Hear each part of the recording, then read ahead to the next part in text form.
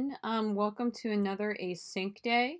I am also sending this out to parents.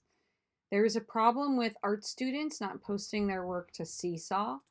Please ask to see your child's Seesaw portfolio. Say, I want to see your Seesaw. And then you can go ahead and you can click on their name and see how much that they've done for the year. So say, show me your Seesaw, and skim through and look at their project work and talk to them about their work and their next steps. That's the first thing. So talk to your parents about your Seesaw, because that is where all of your work should live, all of your projects.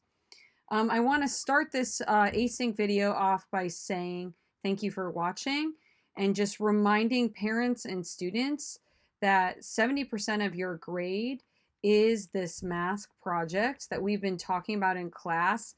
And you have tons of videos and resources in the deck that I attached to the lesson. But this is kind of what we're making. And we can see, as Miss Hibbler pointed out, the importance of planning. So parents too, please talk to your child. Make sure that they have a plan for their mask and it's related to how they want to change, how they want to be different.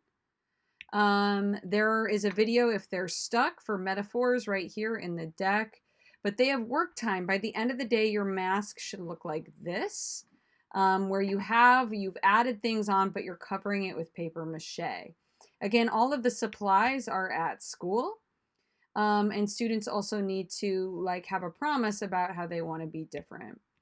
A couple of things as we go ahead and we go through this. Let me just kind of escape out of this. Sorry. Is make sure that you've talked to your child and they're caught up. So last week we did a lot of brainstorming about the projects.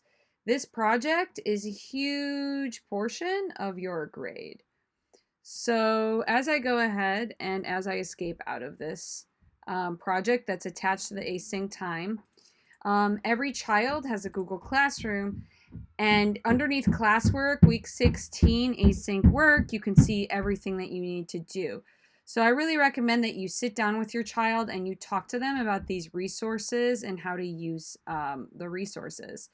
So if the student goes ahead and looks at the instructions, it says the following. So please support each other in this. You need to have a clear workspace and find objects to add onto your mask. Tape and glue found objects. Construct new objects out of cardboard. Add more masking tape and glue to base. Take a photo and post to Seesaw. So again, parents, often kids don't post and don't show their process of what they're working on. I would also encourage everyone in the class to give each other feedback on Seesaw posts.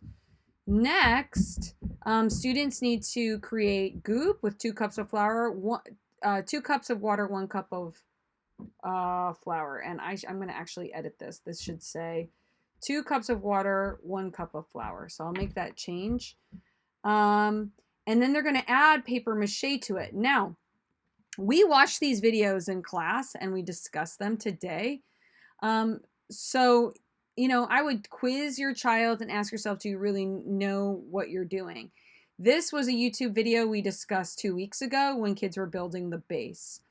Here, day 2 paper mache, that's what you want to click on, and you can understand what it is exactly that your child is being expected to do. Okay, so let's go ahead. Let's exit out of here. So as we go ahead and we check out the other resources, underneath instructions, you go to instructions.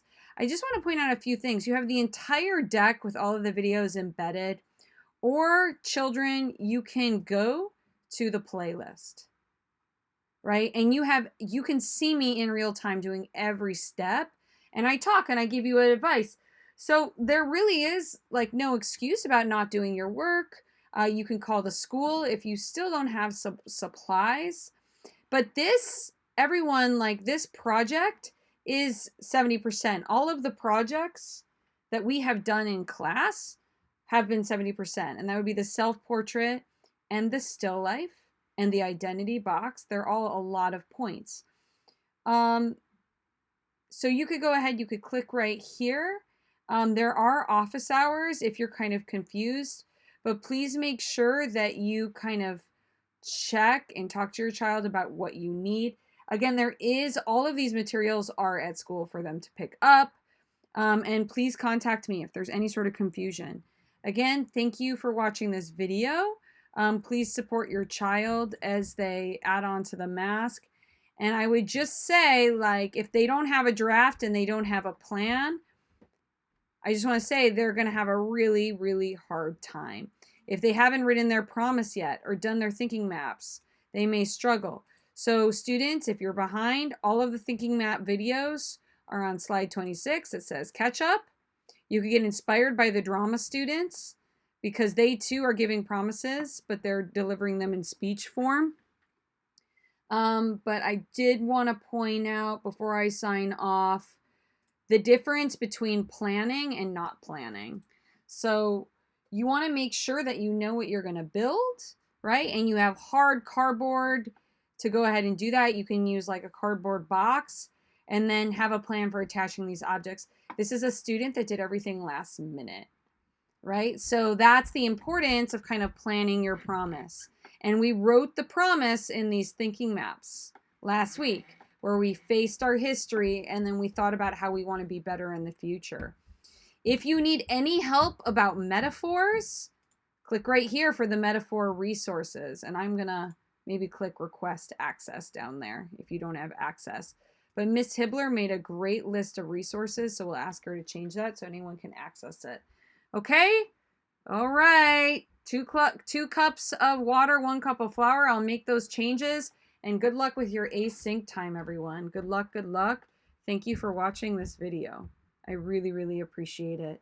Please come and talk to me. Don't ignore parents.